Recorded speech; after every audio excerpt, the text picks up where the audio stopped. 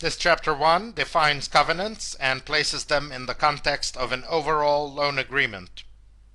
It also describes the general principles behind them and how they are interpreted. Simply described, covenants are clauses in contracts that prohibit or restrict the ability of one party to engage in particular activities or transactions.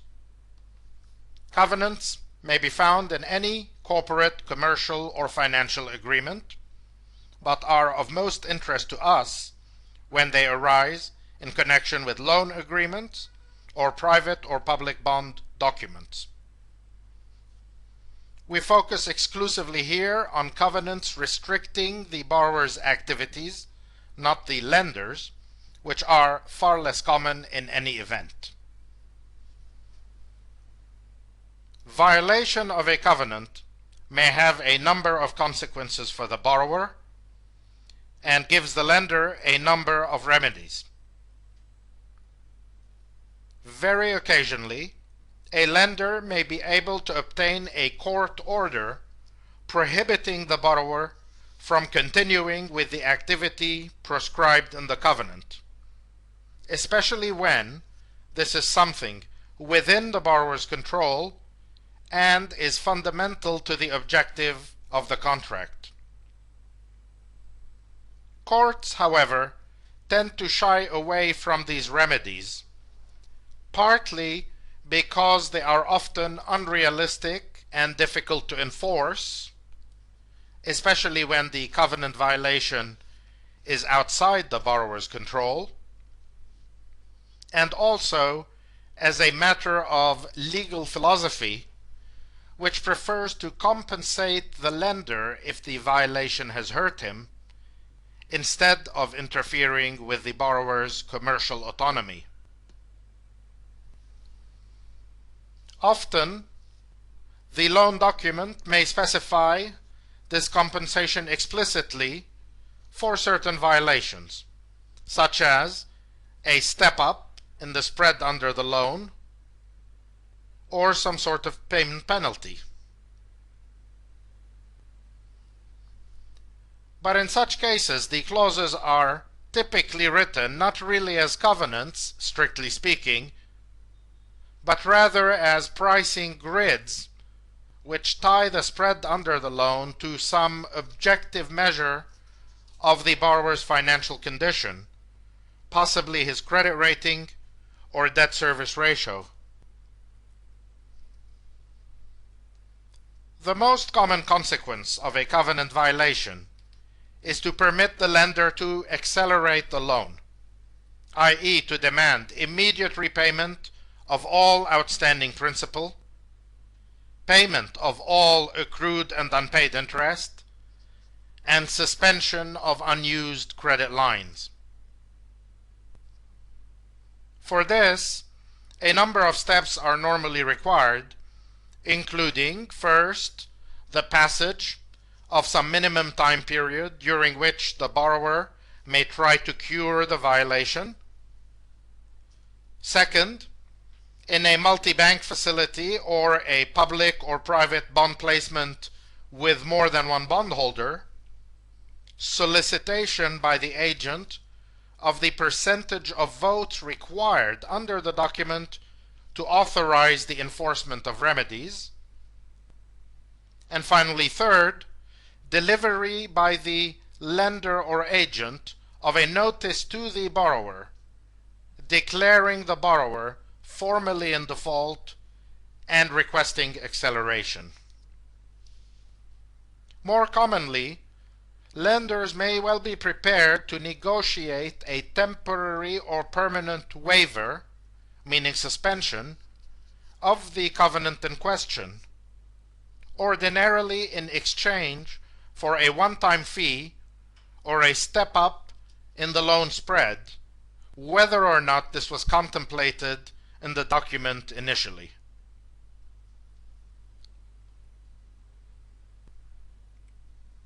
Interpreting a covenant and determining compliance by the borrower is an art rather than a science. the lender begins by reading the covenant and all defined terms that appear in it. For example, a covenant prohibiting the borrower from incurring secured debt requires an understanding of what the parties meant by secured and by debt. These terms are typically defined in a standalone section in the contract and may contain other defined terms as well, taking the reader on a lengthy legal marathon that rarely provides unambiguous answers. The document may stipulate that financial and accounting terms are to be interpreted in accordance with US GAAP, IFRS, or local GAAP, and may be subject to the accounting standards in existence on the date the loan was signed, or alternatively that also reflect subsequent additions, modifications, and interpretations, requiring in all such cases the services of another layer of professionals. Regarding the governing law, you should keep in mind several critical points.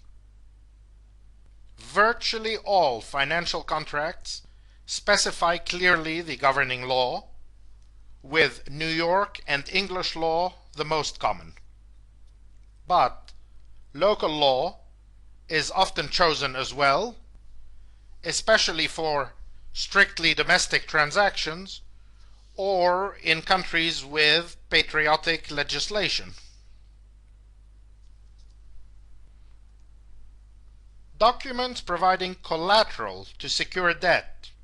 often stipulate the law of the jurisdiction where the asset is located as the governing law, which may raise its own set of questions in the case of intangible collateral, such as book entry securities and intellectual property. Finally, the bankruptcy law of the borrower's principal jurisdiction may apply to some aspect or other of the legal process, whether or not the parties have specified this law in any of their documents. So a situation could easily arise in which a borrower in Slovakia has entered a loan agreement with banks from around the world, governed by English law, and secured by a pledge of inventory in the Czech Republic, property and plants in Germany, Brazilian government bonds that are subject to New York law and that clear through Clearstream International in Luxembourg, and patents and copyrights registered in the United States. Massive legal bills could result from a comprehensive review of the lender's rights and remedies in such cases. Note finally that a customer may be guaranteeing the debt of a subsidiary, affiliate, joint venture, or partnership, in which case covenants may be found both in the underlying debt instrument as well as in the guarantee itself.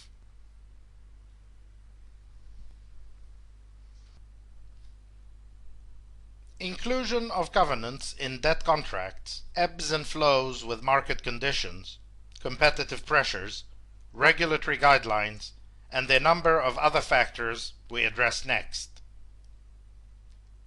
In general, covenants become increasingly common the weaker the borrower's credit quality, and are almost absent altogether in the debt of highly rated entities. They are more frequent in loans to private sector entities than to sovereigns and quasi-sovereigns, in part because enforcement of remedies against sovereigns is difficult, politically problematic, and often subject to sovereign immunities under the law that do not apply to the private sector. Covenants are more common in bilateral and syndicated loans and private placements than in public bonds, due to the logistical difficulties of soliciting thousands of widely dispersed bondholders to obtain their votes regarding amendment, waiver, or enforcement. And even when covenant frequency holds steady over time, these may be loosened during bull markets, that is to say, written less restrictively, when lender optimism replaces caution and competition drags standards down to the lowest common denominator. An example of how covenants were loosened during the bull market preceding the financial crisis was the gradual shift in many high-yield transactions from maintenance covenants, so-called, with which compliance is required at all times, to incurrence covenants, with which compliance is required only at the time of specified major events. Finally, lenders often think carefully before imposing on a borrower particularly strict covenants for which there is no real need. These may prohibit or restrict a subsequent transaction that is in the best interest of both parties, yet prove difficult to amend or waive later on if the lenders are broadly dispersed and difficult to locate and coordinate.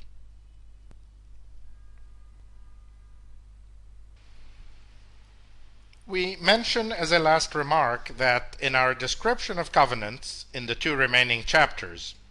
we will use simplified language that is quite different from what you will encounter in real life. In addition to greater legalese and verbosity, real-life covenants often include caveats and exceptions of a quantitative, qualitative, temporal, or geographical nature, and these need careful review to ascertain with confidence whether the proposed behavior or current financial condition of the borrower is or is not compliant with the covenant. Thus, we will typically describe a covenant as saying that the borrower may not borrow any money on a secured basis, quote unquote, while the real covenant is more likely to say something like the following: the borrower may not and may not permit any of its subsidiaries or affiliates to undertake any defined term secured debt prior to January 1, 2015, except for debt incurred in connection with acquisitions, debt in local currency, debt secured by the property purchased with the proceeds of the debt in question, and debt that becomes subject to a lien in favor of any tax authority under local law, and provided that the borrower may incur secured debt in an aggregate amount not to exceed 20% of total debt. The thrust of the covenant is contained in the simplified version we quote, and a full discussion of the various exceptions and caveats would be beyond the scope of this module. This completes our introductory overview of covenants and brings us to the end of this chapter 1.